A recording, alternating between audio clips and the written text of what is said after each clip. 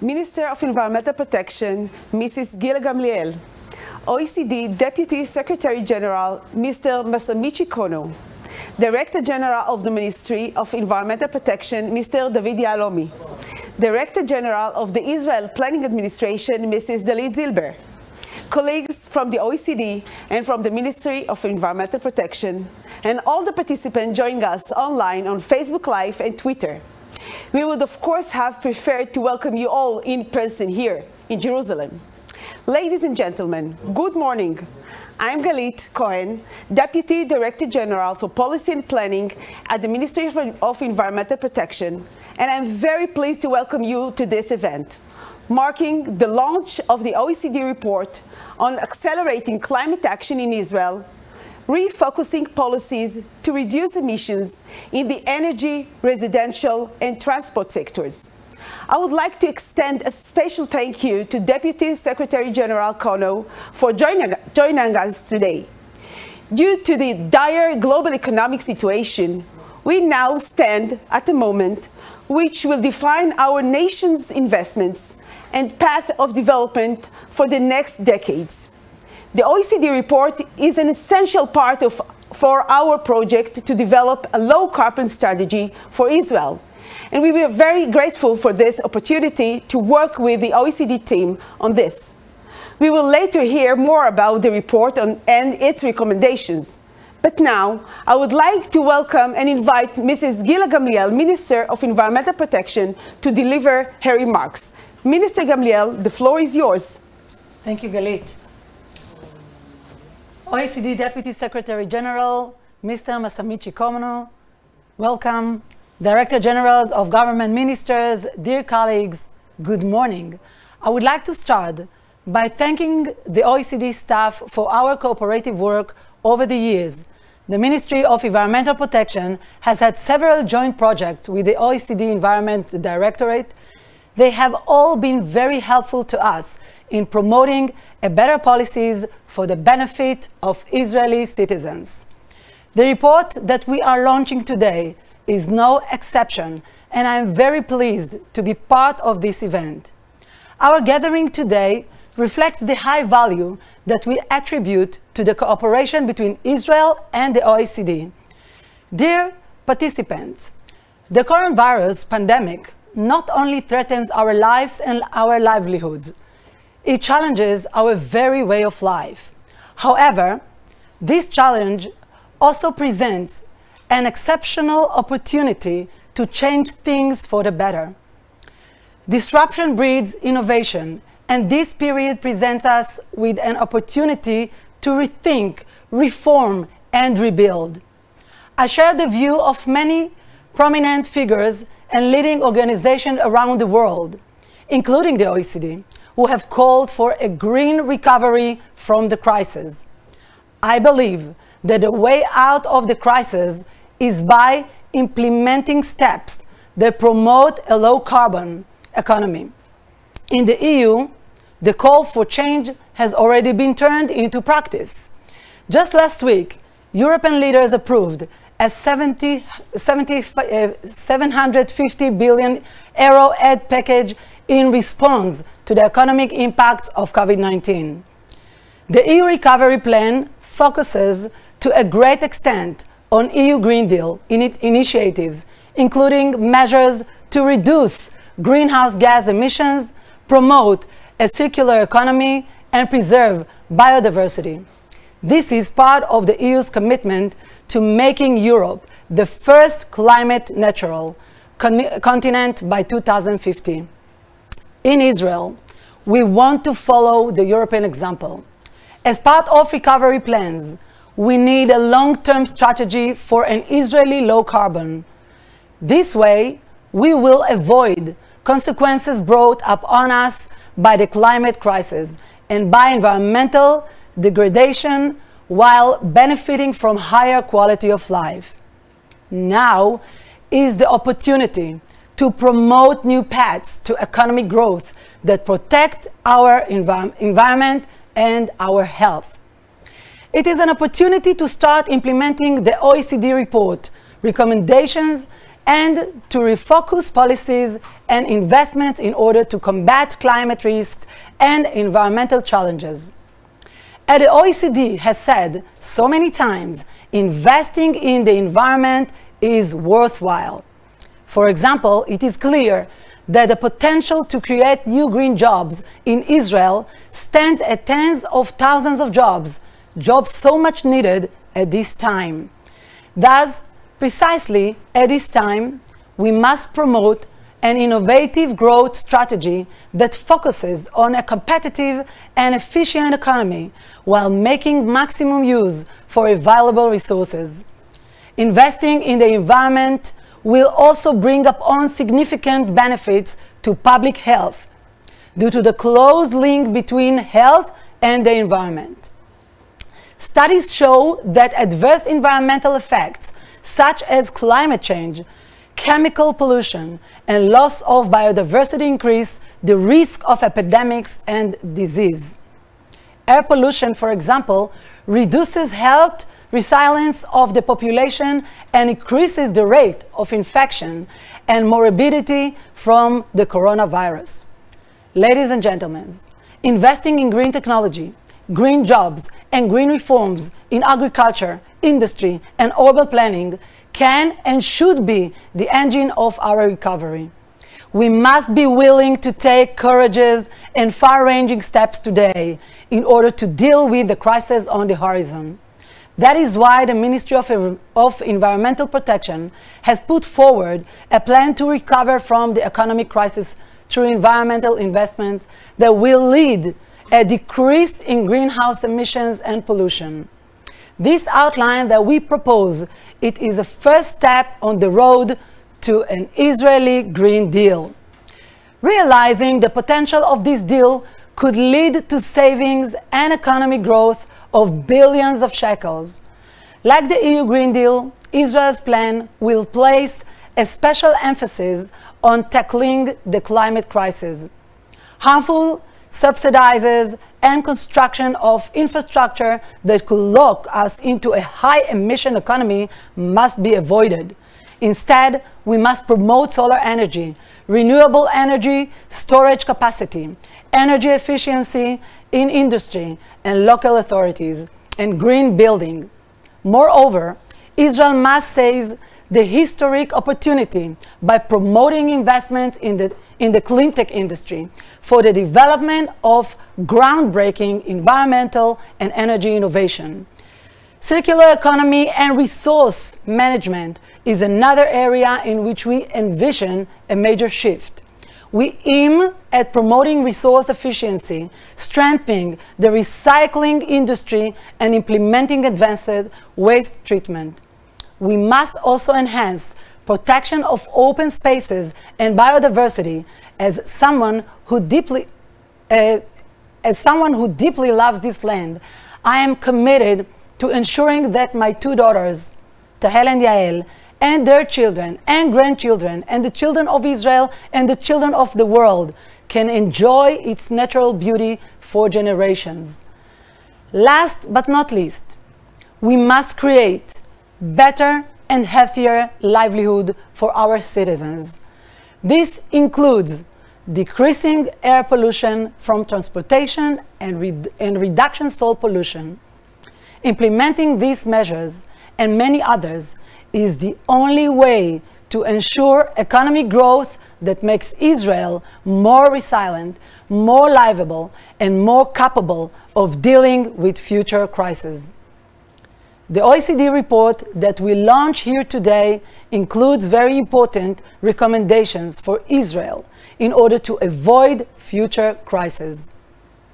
Let me mention just few implications on our or our children's lives in 2050.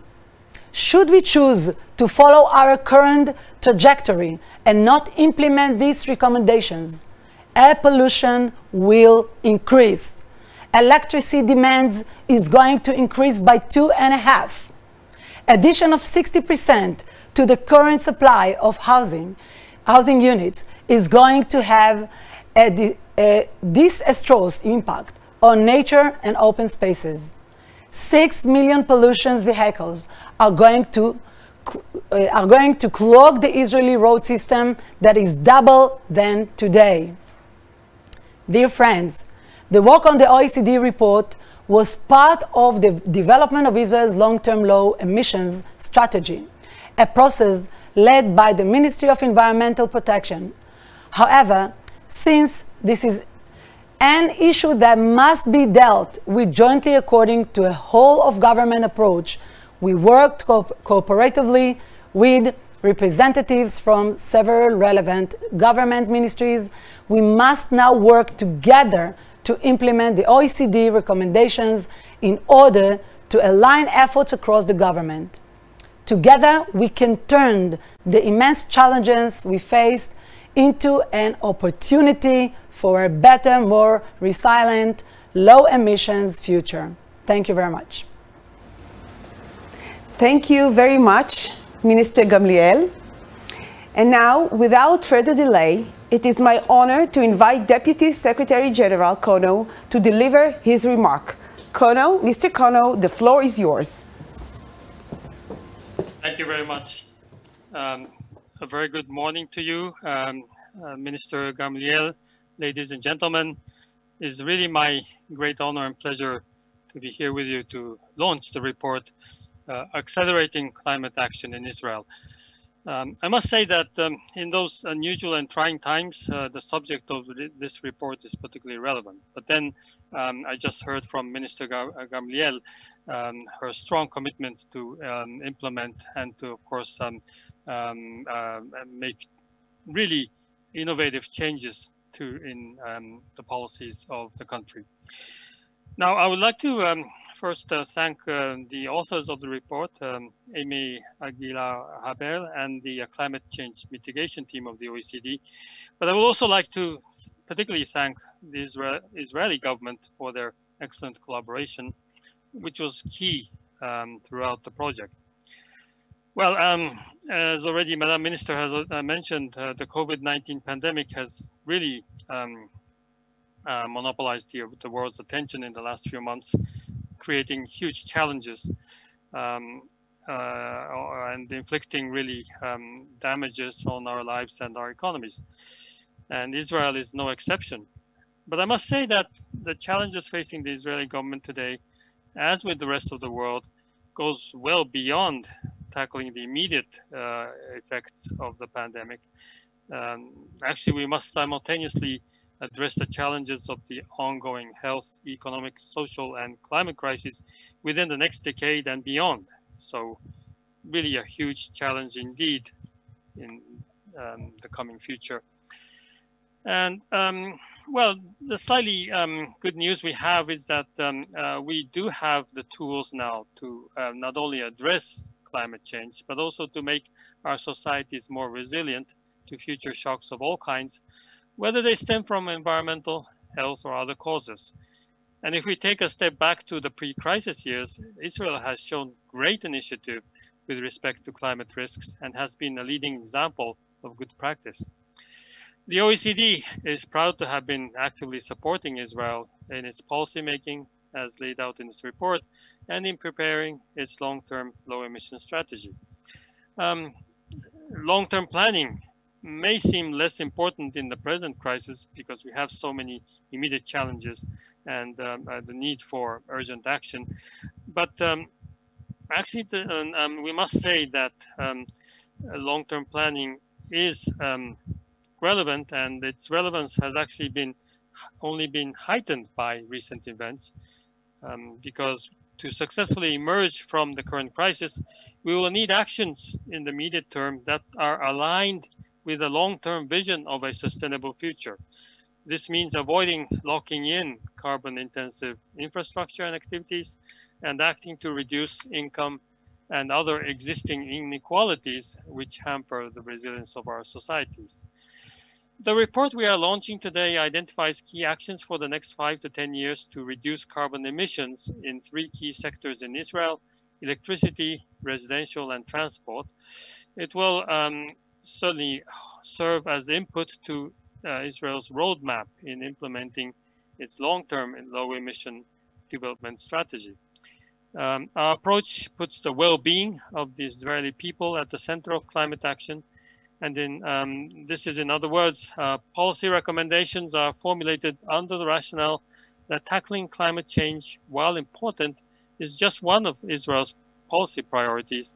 And therefore, climate action must be fully integrated into actions to tackle other pressing issues for the society and the economy, such as incomes, jobs, housing, health, and equity. So I should explain what this means in practice. And in the interest of time, let me just highlight two examples in the electricity and transport sectors, which are actually the two highest carbon emitting sectors in Israel. Israel's electricity sector has been increasingly switching from coal to gas, sharply reducing emissions. Yet, relying on natural gas could jeopardize profound decarbonization over time. And stronger support for renewables, and notably solar energy, is therefore warranted. It would also limit air pollution, positively affecting human health and biodiversity, and open opportunities to export smart grid technologies. As an example, a $50 carbon price would make rooftop solar photovoltaic generation competitive with natural gas, creating a large number of local jobs as part of the recovery from COVID-19. And negative effects on energy per households could be mitigated through targeted measures, including investments in energy efficiency. And the country needs to look at a series of actions for the transport sector that could achieve climate mitigation while advancing other goals such as health, equity, and reduced congestion. And better aligning vehicle taxation with greenhouse gas emissions and other environmental damage such as air pollution is a must. But then climate strategies need to look beyond fuel efficiency and fuel efficient and electric cars. Creating a new hierarchy for road allocation and pricing that prioritizes walking, cycling, and public transport is vital. And development of investment methodologies that make a better case for investing in these modes of transport can support this. Public transport is facing challenges in the wake of the pandemic, but its increased role, supported by walking and cycling, will be crucial to avoid reverting to dominant private car ownership that is incompatible with long-term decarbonization. Important messages for the residential sector are also included in the new report, as you will hear in the presentation by our staff shortly. Actually, I was very much encouraged by the minister's strong remarks, looking at this as an opportunity for the country. Because Israel, like all countries, is facing an unprecedented crisis, social, economic, health, and climate, and there's pressure to act urgently given finite resources and time. But we must realize that the decisions taken today will shape the well-being of people for decades. That is, we have to think of the longer term, and this is for the future generations, again, as Madam Minister just emphasized. So let us act to create better policies now for better lives into the future. And the OECD is here to help you and do our best to really work in that direction together with yourselves. Thank you so much.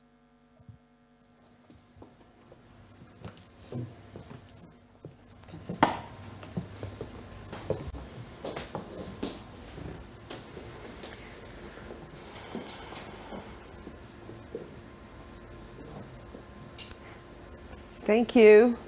Thank you, Mr. Kana, for your inspiring words. Thank you very much. And now we'll continue.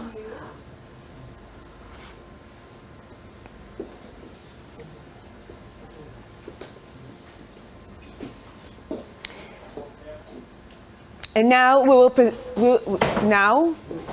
the presentation of the report and its recommendations. I'm very happy to invite now Mr. Simon Buckle and Mrs. Amy Jaber-Aguilar to present and to share with us the main finding of the report. Simon and Amy, You have the floor, please. Thank you very much indeed for the introduction, Galit, and it's a pleasure to be invited to take part in the launch of this report today. We've had a very long and happy collaboration with our colleagues in the Environmental Ministry and also the wider government bodies that we've engaged with over this process. So it really is a great pleasure. And I can't see the slides, but I presume they're being shown in parallel on your Facebook Live. So perhaps I'll just say when I want to change the slide. And so perhaps we can just go to slide 2, please. And this is just to quickly give you an overview of what we're going to talk about.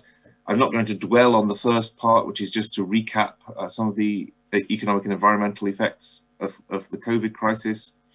Then we'll move on to the approach that we took to integrating climate change into the recovery, taking a well-being lens, but also, as the Minister and DSG Kono said, very much integrating that into the vision for a long-term low-emissions development strategy for Israel.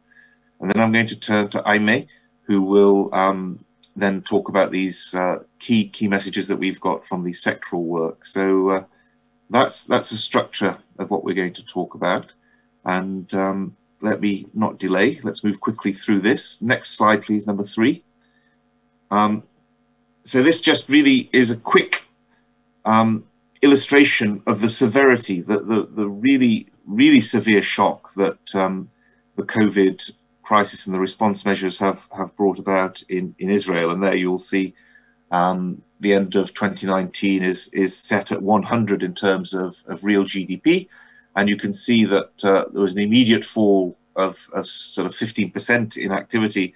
And then we have 2 projections from the OECD Economics Department about how this economic crisis will unfold. One, which shows the blue line, really just assumes that we get COVID under control very quickly, and there's a sort of V-shaped recovery in most sectors, with some sectors perhaps lagging slightly, airlines, tourism maybe. And then the red line is a slightly more pessimistic scenario, which sadly may yet be realized, which is that we face this second wave, perhaps after the summer in Europe. I mean, clearly a lot of the major economies are still facing a very severe first wave. But if we get a second wave and further restrictions needed for health reasons, clearly the economy will take longer to bounce back, and the loss of GDP will be sustained over a longer period.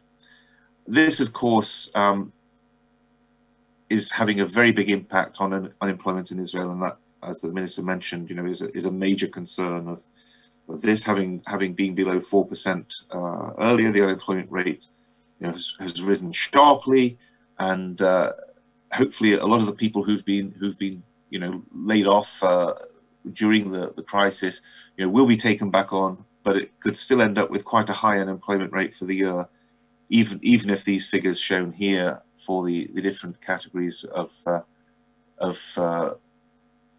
layoff are actually reversed. So if people now on unpaid leave are taken back on, clearly that will fall quickly, but it may not fall much below 7 or 8% is the projections from the OECD. So it's a very tough economic situation, and as both the Minister and DSG Kono have said, we have to take the opportunity now to integrate climate change into this recovery, because we can't find the resources, the fiscal resources, the financial resources to recover and then to deal with climate. We don't have the time either.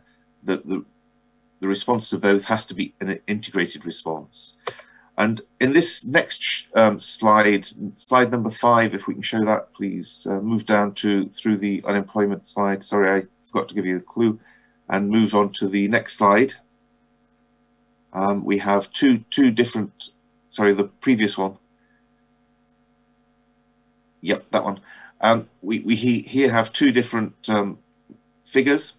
On the left-hand side, as I'm looking at it, and I think as you're looking at it, is a very nice schematic from a paper done by Corinne LeQuery at University of East Anglia and colleagues.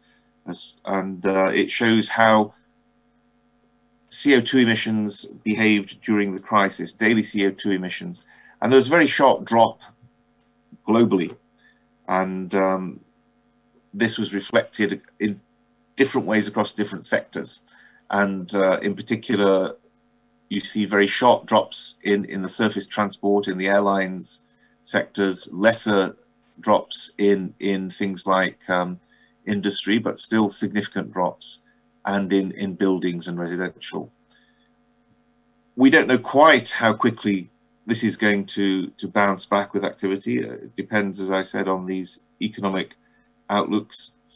But it's feasible to imagine that emissions, that's yearly emissions of CO2, may fall back now to something like the level we saw in 2006. Certainly for the moment, they may come back. It may only be a reduction of 8% or so over the year, but we're going back to levels that were seen over a decade ago. Nevertheless, because the CO2 climate change problem is one that is affected by the cumulative level of emissions, not the level of emissions in any given year, the atmospheric concentration of CO2 is still rising just as rapidly. It's the chart on the right-hand side, which is drawn from the US National Ocean and Atmospheric Administration. They've been measuring CO2 in the atmosphere for decades now, for nearly 70 years. And this is the chart that shows how the rate of increase in atmospheric CO2 is still increasing. So the problem is urgent. And if we're going to meet the Paris goals, we only have you know, a matter of decades in which to transform the energy and other systems which drive these global emissions. So this is why I say we have to tackle the recovery and the climate problem together. We can't afford to waste time dealing with one and then the other in sequence. Next slide, please. So moving on to this slide, it really is a bit busy, but let's focus, and I couldn't do transitions because we're doing this on two different systems, but if we look at the text in the left-hand corner, it's clear from a range of studies by energy modelers, which have all been published in peer-reviewed academic literature, that the mitigation challenge is going to be greater where energy demand and materials demand is growing very quickly. And I noticed the minister highlighted the importance of the circular economy in this context. It's going to be more difficult where we have slow technological change as well, because we have to change the systems that we use to produce energy, to move ourselves about, and the way we house ourselves. And of course, the more fossil fuel dominated the energy supply is, the more difficult it will be to achieve the mitigation goals. And even Israel needs to get to something like net zero in CO2 emissions in the second half of the century.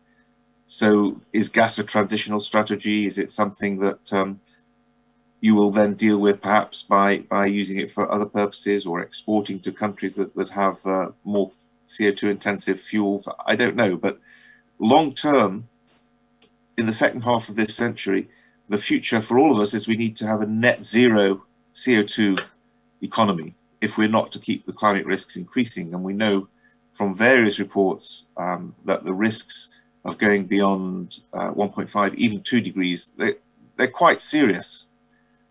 And what we've done in the mitigation team that I leads in my division is to develop a well-being approach to mitigation. It's really looking at the green growth approach, but then saying growth isn't actually what matters to human well-being.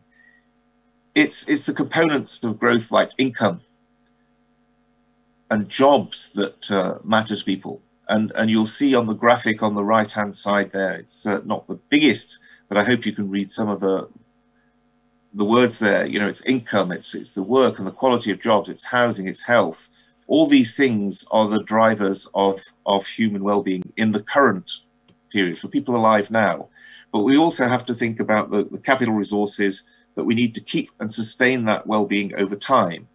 And those are obviously economic capital, human capital, social capital, but also the natural capital. And part of that is a climate that sustains the way of life that we've developed over thousands of years. We've had 10,000 years of very stable climate, and we're now faced with a situation in which we're moving into very unprecedented and quite dangerous climatic conditions. And I think we've seen that with temperatures like 38 degrees this summer in the Arctic.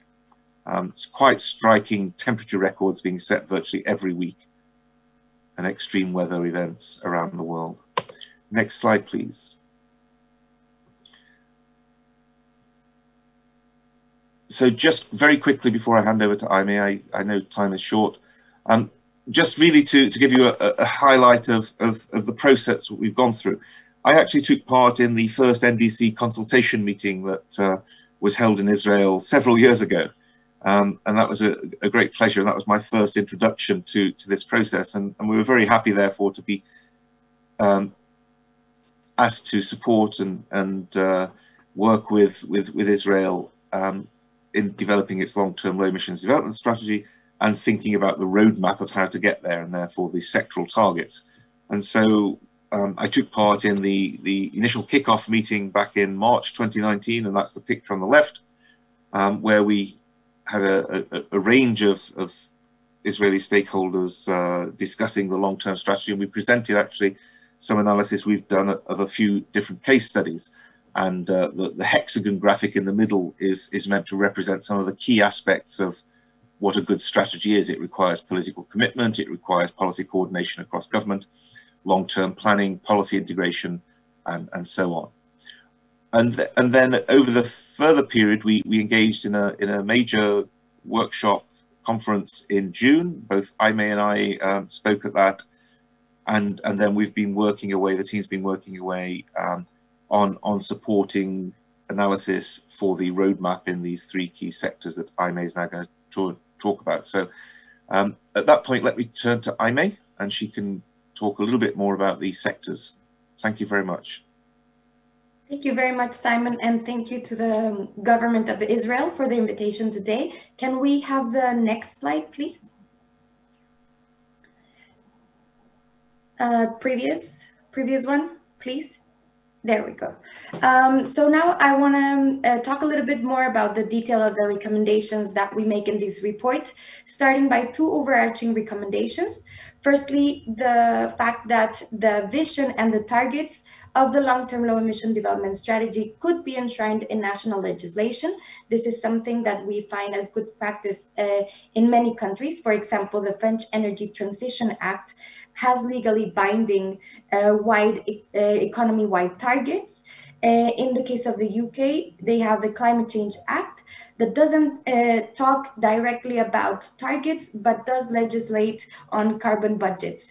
The second overarching recommendation is about carbon pricing. And of course, Israel will need to start implementing and go towards implementation of a carbon price that is consistent with a net zero economy.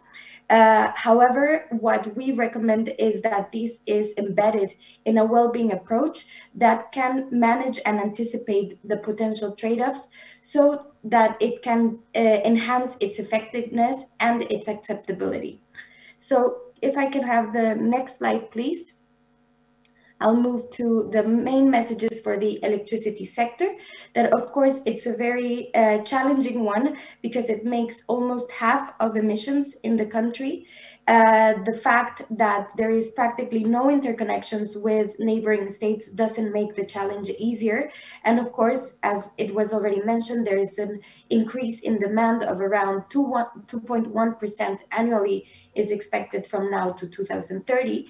So as it was mentioned before, there has been this transition from coal to gas, which has definitely brought some improvements, around 3.5% reductions from 2010 to 2016 in terms of greenhouse gas emissions. However, we must remember that staying just there could importantly jeopardize deep decarbonization for a series of reasons. Among them, the high life cycle emissions of gas.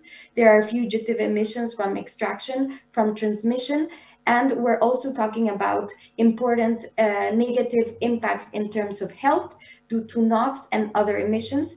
So the real way forward that we put in this report, that we emphasize in this report, is really betting on renewables. And in the case of Israel, you have excellent solar resources for doing this. And as was mentioned already by the SG Kono in his opening remarks, this has a very important job creation potential. To give you just some rough numbers, a 50 megawatt solar plant could bring 60 to 80 permanent and quality jobs.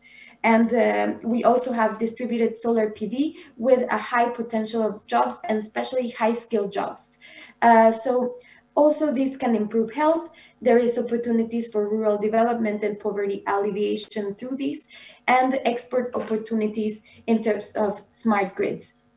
Next slide, please. So just this slide gives us a very quick picture of the great potential, because right now the share of renewables and solar electricity generation is very small in Israel. So the potential is very big to bringing mitigation through increasing the share, and also the well-being impacts that I just mentioned before. Next slide, please. So what we put forward, previous slide, please. Previous, yeah, perfect. The other one, okay, perfect. So what we put forward is a very comprehensive policy package. Of course, there has to be pricing of emissions. Around 99% of emissions from the sector are now charged at less than 5 euros. Which is very, very small. And for example, our analysis shows that if the price was set up at around 50 euros, this could already give a very different picture for solar rooftops, for example. Of course, there needs to be an addressing of concerns such as energy poverty and competitiveness. A second component of this comprehensive strategy would be around boosting renewables. So first of all, accelerating distributed generation and prioritizing self-consumption, but also the removal of certain barriers, for example, through long-term planning for scale solar PV. That would allow to better identify potential sites, but also to steer the investment towards these sites. Thirdly, enhance flexibility. So there is the creation of electricity markets that would, of course, be important for putting the right price signals out there, but also we need more incentives for demand response and storage. To a certain extent, this is well done in terms of industrial or commercial sectors, but there is a huge potential in terms of the residential sector, where there are opportunities for doing it at low cost as well, through, for example, air conditioning. Fourth, last but not at all least, the support for efficiency. We find that if done through targeting energy poor households, there can be a double benefit, and there's an important potential for two-way alignment between equity and climate there. And also better mapping of potential electrification pathways in the different sectors, and how that would impact on the electricity sector. Next slide, please. So moving right along to the transport sector, what we find there is, first of all, that policies need to focus not on physical movement, but really on enhancing access to opportunities, whether jobs, health opportunities, education opportunities, which is what people really need to access. And this shift in the focus of policy and investment can really bring much better prospects for both climate and a series of well-being outcomes. But that means going beyond policy actions that aim at improving technologies for vehicles, because as Simon was saying just before, we need to transform the economy so that there is a less energy and resource intensive economy, and this can be done by also having strategies to avoid unnecessary trips, to avoid unnecessary long distances, and shift trips towards more sustainable modes and as well towards shared and high occupancy vehicles. Next slide, please. So again, we need a very comprehensive strategy. We need to have, of course, a reform in the taxing schemes that will provide better signaling for going towards electrification. There are some important reforms to be done, for example, in terms of the car purchase tax, but also what we recommend is to consider distance-based charging for the longer term. That could also bring better prospects for financial sustainability, ensuring revenues as the economy, well, the sector moves towards electric vehicles. Of course, if there is better signaling through the tax system, there is also incentives there for electric vehicles, so no need to apply additional subsidies, and that those resources could be brought to more sustainable modes and to investment, for example, in facilities for active modes such as walking, cycling, for enhancing public transport. A very important second element of this strategy is to increase the role in terms of road space management. As in the opening speech was mentioned, there needs to be a new hierarchy of users of the space where the sustainable modes have the priority, and this means a significant reallocation of and redesign of roads, in addition to having some tools such as parking fees, congestion charging that can allow to more efficiently manage the road space in a daily basis. Thirdly, there needs to be action to make sustainable modes more competitive, and this means revising, for example, public transport pricing to make sure it optimizes services, but also the development of appraisal methodologies that can really make a strong case and steer enough resources towards sustainable modes, and also the use of accessibility indicators to explicitly link land use and housing decisions.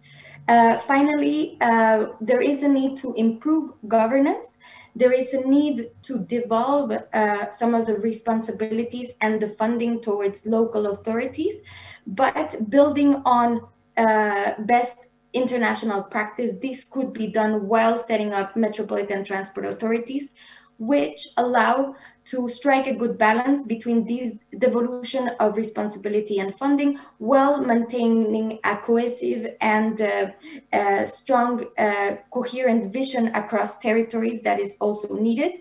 At the same time, the national government needs to remain active in the sector, and this can be done by creating a national policy for metropolitan and urban transport. Finally, moving along, can I have the next slide, please? To the residential sector. Next slide, please. There is a housing shortage. 1.5 million housing units will need to be built from now to 2030.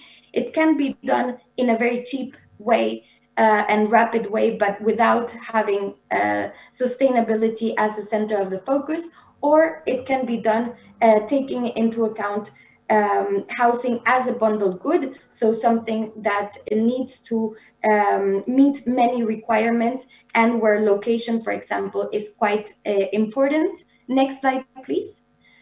Just to show you very quick snapshot of the downside of taking the first approach.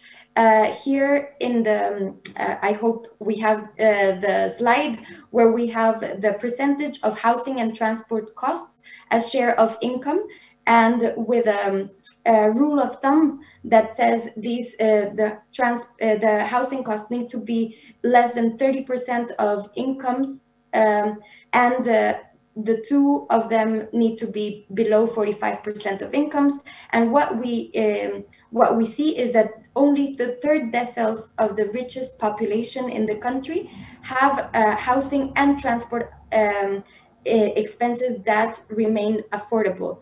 And in the transport costs, location is a big part of these costs. Next slide, please. I hope we can see it.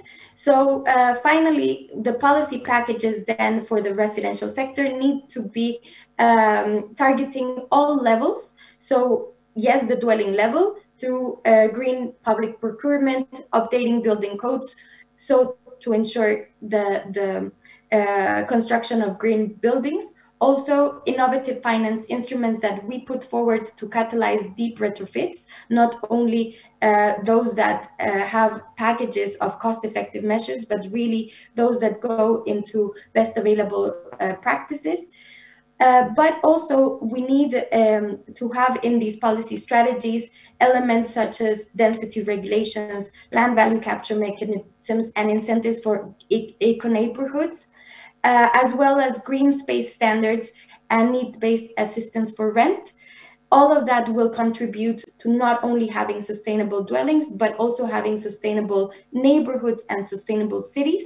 And in parallel to what I've said in terms of transport, there is also a need to have a better involvement of the local level of government in delivering housing and setting out housing policy and land use policy. So devolving responsibility, again, metropolitan bodies can be a good vehicle. And finally, these will, of course, increase financial capacity at the local level, but there's also some other actions such as the reform of property tax regulations and the continuation of transfers from central government that will be, of course, important. So I'll leave it there and thank you very much.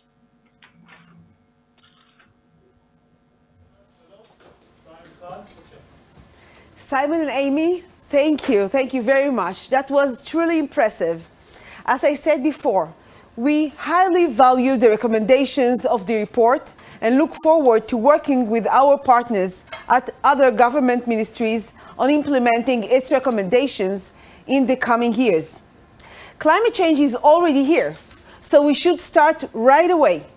Moving on to the second part of this event, which will conduct it in Hebrew, we will host a fireside chat between Director General of the Ministry of Environmental Protection, Mr. David Yahalomi, and Director General of Israel Planning Administration, Mrs. Dalit Zilber. Ms. Zilber and Mr. Yahalomi will discuss the implication of the report on Israel's planning and development policy. So again, I want to thank Deputy Secretary General Kono, Simon and Amy for joining us today. Thank you very much. Please. Thank you, גלית. תודה רבה, גלית. העיר, על כל מרכיביה, היא מוקד להרבה אתגרים סביבתיים חברתיים. אך רק מן העיר תצא הבשורה לפתרונות מזעור, מפגעים סביבתיים, שמירה על שטחים פתוחים, הזדמנויות כלכליות ובכלל שיפור איכות החיים של תושבי המדינה.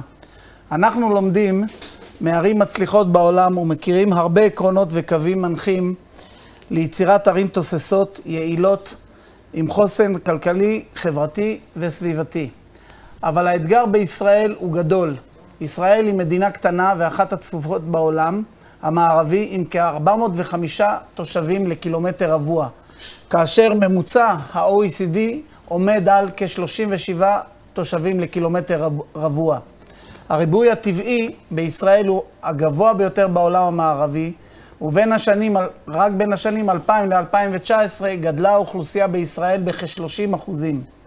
לכן, במהלך שקידמנו יחד בשנה האחרונה עם גופים רבים, התייחסנו והתמקדנו בתחום של הערים והמבנים בשל השפעתם הרבה על הסביבה, הכלכלה ואיכות החיים.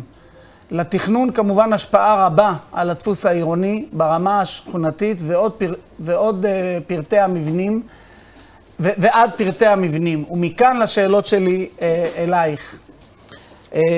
קידמתם מהלך מבורך לאחרונה של תקנות לבנייה ירוקה.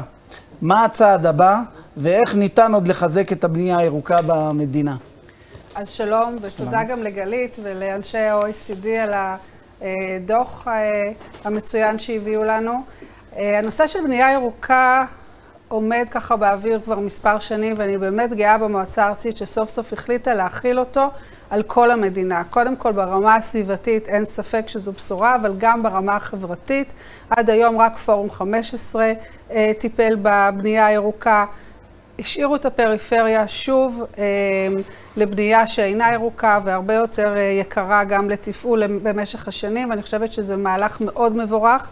מועצה ארצית בעצם החליטה על כוכב אחד. אנחנו חייבים לסייע היום לכל הגורמים להתגייס ובעצם ליישם את הבנייה הירוקה הזו עם תקן של הכוכב האחד בכל רחבי המדינה. צריך להתחיל להכיל את זה גם על המבנים של החינוך והמבני ציבור שלנו, מבני הבריאות שלנו. זה ייתן לנו מסה מאוד גדולה בעצם שתעבור גם לבנייה הירוקה. אני חושבת שהשלב הבא יהיה כמובן לעלות גם לכוכב השני בבנייה הירוקה. והשלב שהאוטופי שלנו זה באמת להגיע לנושא של הבנייה מאופסת אנרגיה, שאנחנו עדיין מדברים על זה, אבל עוד לא לגמרי יודעים מה המשמעויות מבחינה תכנונית. אני חושבת שאחד הדברים זה לקדם מקצועית את הנושא הזה של בנייה מאופסת אנרגיה. אפשר לעשות את זה בעיקר גם בשכונות החדשות שאנחנו היום תכננו ומאשרים כל הזמן עוד יחידות דיור ועוד מתחמים חדשים של התחדשות. וזהו, השלב הבא הוא אכן מבני ציבור, מבני חינוך, מבני בריאות, לעבור בשלב מאוחר יותר לכוכב שני ובנייה מאופסת אנרגיה. טוב, אין ספק שהמהלך כזה של בנייה ירוקה יפחית את ההטמנה של פסולת בקרקע באמצעות שימוש בחומרים ממוחזרים, וכפי שהשרה קבעה את היעד ל-2030 של 20% הטמנה לעומת 80% הטמנה שיש היום, אז אין ספק שהנושא הזה של בנייה ירוקה יתרום גם להפחתה של ההטמנה וזיהום הקרקעות. השאלה הבאה שלי זה שבנושא של התחדשות עירונית, אנחנו באמת כולנו רואים את התוכניות להתחדשות עירונית שמתקדמות בארץ. איך את מוודאת שפרויקטים אלו יתרמו לשכונות חזקות, קומפקטיות ומשגשגות? אז קודם כל, היעדים של מדינת ישראל, כמו שגם נאמר בדוח, הם לתכנן 2.6 מיליון יחידות דיור, כש-30% מזה אמור להיות בהתחדשות עירונית. זה האתגר הגדול, בזה אנחנו עוסקים בשנים האחרונות, ונמשיך לעסוק בשנים הבאות, ובעצם זה מה שגורם לנו את האתגר הגדול לחדש את העיר. זה לא רק חידוש של מבנה, אנחנו מדברים פה על ראייה כוללת שמחדשת את העיר. מינהל התכנון הוציא מסמך שבעצם מתייחס לכללים להתחדשות עירונית, הוא מדבר על 3 רגליים להתחדשות עירונית. קודם כל, הרגל התכנונית. אנחנו לא רוצים לראות רק מגדלים, אנחנו רוצים לראות בחינה של חלופות, של בנייה מרקמית, של בנייה גבוהה, של בנייה משלבת. חשוב לנו מאוד הנושא של הנושא החברתי. הרגל החברתית היא מאוד מאוד דרמטית. אנחנו לא רוצים להוציא את האנשים שגרים במתחמים ולעשות להם ג'נטריפיקציה, אלא לנסות לשלב אותם באותם מתחמים. וכמובן הרגל השמאית, מאוד מאוד חשוב לתת ודאות. היום מינהל תכנון הוציא קול קורא לרשויות בעצם לתכנן מתחמים שלמים, שכונות שלמות, ערים, בעצם כדי שנדע איך אנחנו רוצים לראות את המתחמים השלמים האלה בכל רמה של חידוש העיר. הגיעו אלינו יותר מ100 קולות קוראים בכל רחבי הארץ, לא רק במרכז העיר. צריך לזכור שיש גם פריפריה שגם לה מגיע לעשות התחדשות של מבנים ישנים, ואנחנו מתקדמים עם הנושא הזה. חשוב לדבר על השטחי ציבור, על הנושא של עירוב השימושים, הליכתיות, שזה משהו שאני אחזור עליו כל הזמן, הנושא של העיר הנעימה, העיר הנכונה, כמה שיותר מרחקים סבירים לשימושים של מסחר ושימושים של שימושי ציבור. היום אנחנו נתקלנו את זה ביתר שאת בקורונה, אבל זה גם היה לפני כן. אנחנו לא רוצים שיהיה יותר מ-300 מטר הליכה בשביל להגיע לצרכים הבסיסיים שלנו. אנחנו מדברים היום על העלאה של הצפיפויות. דובר פה קודם על צפיפות מאוד גבוהה במדינה, אבל הצפיפות שלנו לא נמדדת ברמה המרחבית, היא נמדדת מאוד ברמה נקודתית, והמועצה הארצית הורתה בעצם לשנות את תמ"א 35 שקבע את לוח הצפיפויות שלה, ולהסתכל בראייה אחרת. אנחנו עושים כנס בשבוע הבא גדול על הנושא של צפיפויות ושינוי גישה שמדברת על לפחות 50% מהתוכנית יהיה מיועד למגורים, כשהיום אנחנו מדברים על תוכניות שלפעמים 25% רק הם למגורים וכל השאר זה שטחים, שאחר כך לא נעים ללכת ברחוב, ואין לך את ההלכתיות, אין לך את הצל, ילד צריך לחצות 3 מעברי חצייה בשביל להגיע לגן ילדים, אנחנו לא רוצים להגיע לשם. ושוב, ריבוי של סוגים של מגורים, טיפולוגיות שונות, כמה שיותר מגוון, ככה יותר מעניין, כולנו אוהבים את הערים האלה שיש שם אקשן והכל מגוון ויותר אינטנסיבי, ולשם אנחנו רוצים ללכת. אוקיי, הייתי רוצה ברשותך לדבר על נושא מאוד מרכזי, והוא נושא התחבורה. בישראל התחבורה היא התורמת השנייה ברמת פליטות גזי החממה. יותר מזה, החשיפה הגדולה ביותר של האוכלוסייה לזיהום אוויר בארץ היא מתחבורה. יחד עם זאת, כ-65% מאיתנו נוסעים לעבודה במכונית פרטית, ומדי שנה שיעור זה עולה. אני חושב שהבעיה מתחילה בכך שישראל קובעת את הניידות כמטרה במקום את הנגישות. במקום שנדאג לכך שלכל אחד יהיה רכב שיוכל לנסוע איתו לאן שירצה, מתי שירצה, על עוד ועוד כבישים שנסלול, אנחנו צריכים לדאוג לכך שלכל אחד תהיה נגישות לשירותים ולהזדמנויות. במהפך הזה, למערכת התכנון יש תפקיד מרכזי, הן מבחינת הצמצום בצורך בניידות, לדוגמה עירוב שימושי קרקע, והן מבחינת פיתוח תשתיות לתחבורה ציבורית. אני רוצה לשאול אותך איך מערכת התכנון מוודא שפיתוח שכונות, אזורי תעסוקה ועוד, באמת התבססו על תחבורה ציבורית, שהתושבים יעדיפו לנסוע בתחבורה ציבורית, בשונה מהרכב הפרטי, ועל זה אני אפילו אוסיף ואומר, איך אתם נערכים לכל הטכנולוגיה הזאת של הרכב האוטונומי, שזה בעצם לא משהו, הייתי מגדיר אותו אפילו עתידי בטווח הרחוק. הטכנולוגיה היא נמצאת כאן, זה רק עניין היום של רגולציות במדינות, שלמעשה השימוש ברכב האוטונומי להערכתנו גם יפחיתו את מספר המכוניות על הכביש, כיוון שזה כבר יהיה on demand מה שנקרא, זאת אומרת, לא יהיה כבר צורך לאנשים, לאזרחים, שיהיה להם רכב פרטי, אלא ישתמשו ברכב על פי דרישה. אז קודם כל אני אגיד שברור שכל מה שאנחנו רוצים לעשות וכל התוכניות האסטרטגיות שלנו, הנושא הכי אקוטי זה כמובן התשתיות. שבראשם זה התשתיות של התחבורה, צריך לדבר גם על נושאים של ביוב וכדומה, שגם שם יש לנו בעיה, אבל הנושא של תחבורה הוא באמת האירוע הגדול, ואנחנו באמת, קודם כל, תפקיד של מנהל התכנון זה לספק סטטוטוריקה ולספק את התוכניות למערכות הסעת המונים, ואכן אנחנו מרשתים את כל הארץ בתוכניות, תוכניות אם זה לרכבת קלה, אז כמובן שבירושלים באמת כבר נוסע הקו, אבל אחרי שהוא התחיל לנסוע הבינו למה אין קווים נוספים, ובאמת היום יש תוכניות מאושרות ובנייה אינטנסיבית. אנחנו מדברים על כל הרכבות הקלות במטרופולין תל אביב, שאושרו בוועדה לתשתיות לאומיות וכבר היום נמצאות בביצוע. אנחנו מדברים כמובן על 150 קילומטר של המטרו, שמדובר על 150 קילומטר, 109 תחנות, 23 רשויות. אין ספק שישראל לא יכולה להמשיך לפעול בלי שיהיה לה את כל התשתיות האלה של התחבורה הציבורית.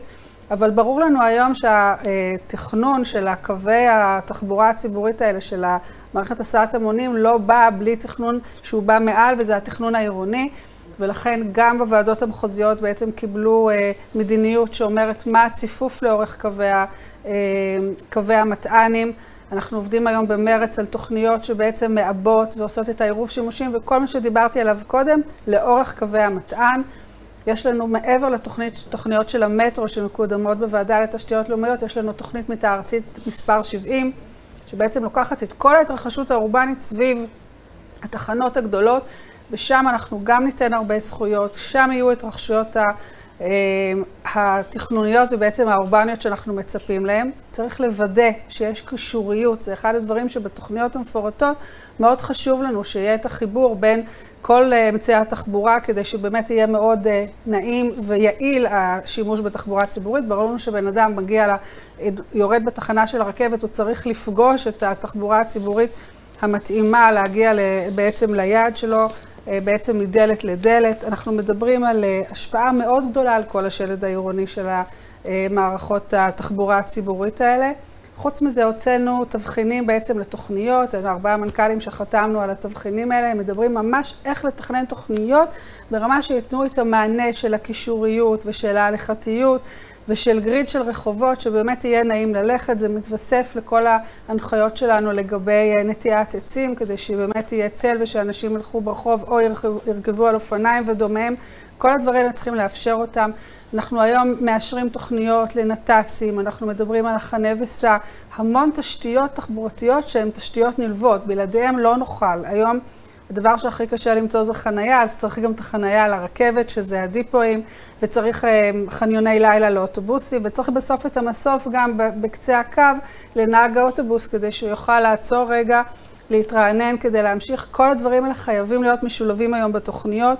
אנחנו מאוד אני אתייחס רק בסוף לנושא של הרכב האוטונומי, ואני אגיד שהוא חייב להיות שיתופי. רכב אוטונומי שלא יהיה שיתופי יעשה לנו רק נזק, ולכן צריך פה גם רגולציה שתתייחס לנושא של הרכב האוטונומי באופן מאוד ברור. אנחנו לא יכולים לתת למכוניות האלה לנסוע לבד בלי שהן יהיו שיתופיות ומאוד מאוד מנוהלות. אני חושבת שהנושא של ניהול תחבורה מעבר לתשתיות, ושוב היום אנחנו באמת מכסים את המדינה עם תשתיות סטטוטוריות מאוד מתאימות, חייב לבוא כאן ניהול תנועה וגם הניהול של הרכב האוטונומי, שמן הסתם לא יידרש חנייה חוץ מבסוף היום, גם את זה צריך לספק. זהו, אנחנו אך ורק תחבורה ציבורית מבחינתנו, זאת התשובה. אין לא יותר בחלפים ולא יותר כבישים, וזה מה שאנחנו עושים כל היום. אוקיי, תודה. מכאן אנחנו נעבור לנושא האחרון. אחד הנושאים הטעונים תרתי משמע בימים אלו, זה נושא האנרגיה. ובנושא הזה, סקטור החשמל הינו המקור העיקרי לפליטת גזי חממה בישראל.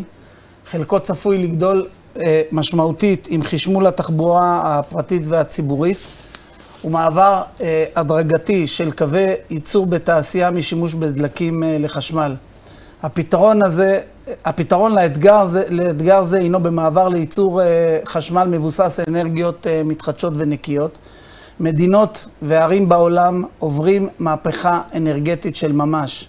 קידום הטכנולוגיה של אנרגיות מתחדשות וההגירה מתקדם בקצב מהיר, הרבה יותר מהיר מקצב הפיתוח והבנייה. כבר היום ניתן לייצר אנרגיה מתחדשת ולאגור אותה במחירים נמוכים מאלו של אנרגיה קונבנציונלית מזהמת. אנחנו היינו עדים רק לפני כשבועיים למכרזים, לזוכים במכרזים שזכו ב-19 ו-90 אגורות לקילוואט לשעה, שזה זול יותר כבר היום ממחיר הייצור של חשמל קונבנציונלי. ובעניין הזה רציתי לשאול, מה החזון שלך למעבר מאנרגיה על בסיס דלק פוסילי לאנרגיה מתחדשת, ואיך יש ליישם אותה? טוב. אז קודם כל אני רואה חשיבות מאוד מאוד גדולה במעבר לאנרגיה המתחדשת. כמובן, יש לזה תועלות רבות ומאוד מאוד משמעותיות לאזרחים, לתושבים, לכלכלה וגם לדורות הבאים כמובן. אנחנו בעשור האחרון עוסקים בזה רבות, בעצם נאבקים בסוגיה הזו ובאיך אנחנו מאשרים תוכניות שעוסקות בזה, ואנחנו עוסקים בזה החל מתוכניות מתאר ארציות. היום יש תוכנית מתאר ארצית למשק האנרגיה, תמ"א 41, שנמצאת בשלב של לפני שמיעת הערות והשגות הציבור. היא קובעת שטחים מאוד נרחבים למתקנים פוטו-וולטאיים שנמצאים על הקרקע, ותכף אני אתייחס לזה. נתנו אפשרות גם בתוכניות מפורטות כמובן, בעיקר בדרום ובצפון, תוכניות מפורטות לאנרגיה מתחדשת, בין אם זה בעיקר פוטו-וולטאיים, מעט תחנות רוח שהן קצת יותר מורכבות, ויש להם עוד השלכות נרחבות שגם הן בעצם נשקלות בכל תוכנית לגופה. ונתנו, יש לנו גם את הפטורים בתקנות, פטורים מהיתר לנושא של התקנת של פוטו-וולטאי בגגות, ובאמת כמה שאפשר לעודד יותר את הגגות. אבל צריך לומר שאם מדובר על יעד של 30% אנרגיה מתחדשת, אנחנו מדברים על כ-100,000 דונם שצריכים להיות מיועדים למתקנים פוטו-וולטאיים, 50,000 מהם, 50,000 דונם, שאמורים להיות מיועדים לפוטו-וולטאים על קרקע. זה השלכות מאוד דרמטיות, ואנחנו לא ממש מסכימים עם הדבר הזה. אנחנו חושבים שהקרקעות האלה יש להן לא פוטנציאל, חשיבות מאוד גדולה לרצף, למסדרונות האקולוגיים, לשטחים החקלאיים, לשמירה לדורות הבאים, וזה לא נכון למלא 50,000 דונם בקרקע לפוטו-וולטאי. צריך לחייב וצריך לראות איך אנחנו ממשיכים עם הנושא של הגגות, עם הדו-שימוש.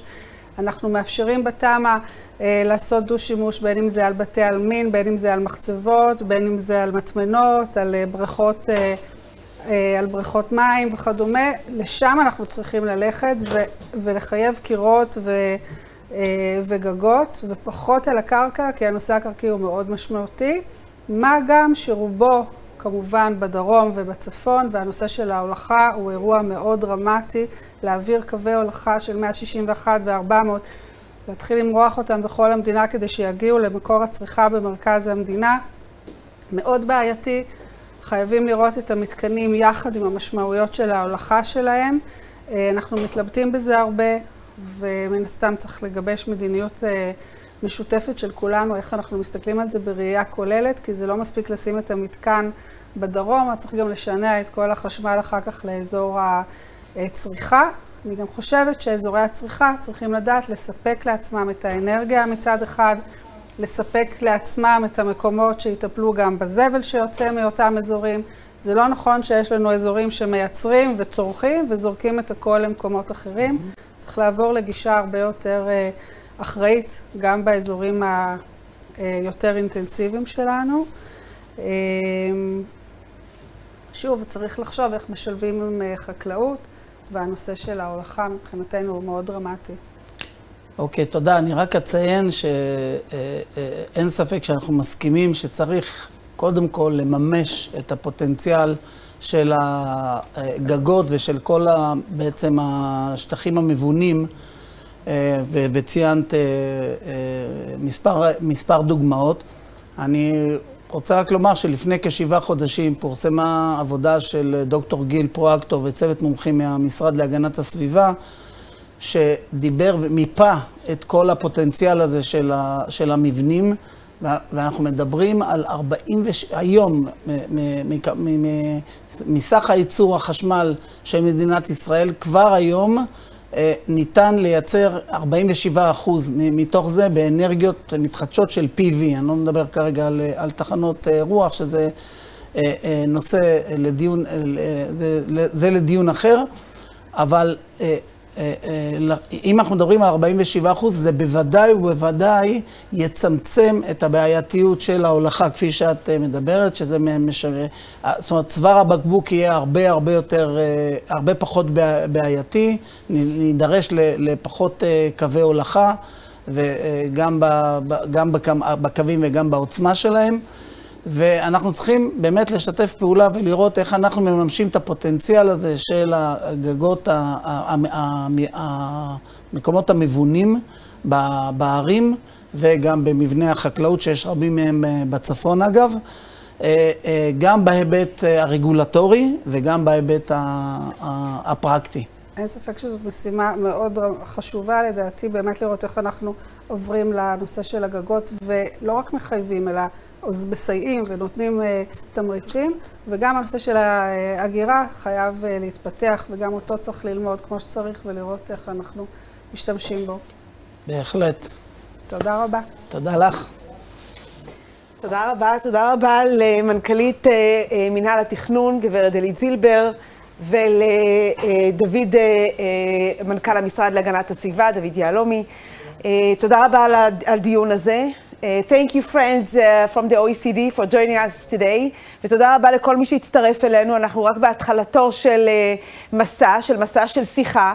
השיחה החשובה שהתקיימה כאן, אין ספק שבעצם מערכת התכנון היא המערכת שבהכרח רואה את הטווח הארוך, ולכן כאשר אנחנו מדברים לקראת כלכלה דלת פחמן בישראל, זאת אחת המערכות החשובות ביותר שאכן מקבלת החלטות ויכולה להשפיע בנושא הזה. אבל יש לנו עוד חברים נוספים במשרדים אחרים שאיתם אנחנו כבר התחלנו את השיח, ואנחנו מקווים שהמצגת כאן היום ובכלל הדוח הזה של ה-OECD יעזור לנו לקראת קבלת החלטות נכונה וארוכת טווח למדינת ישראל. אז תודה רבה לכולם ולהתראות בפעם הבאה.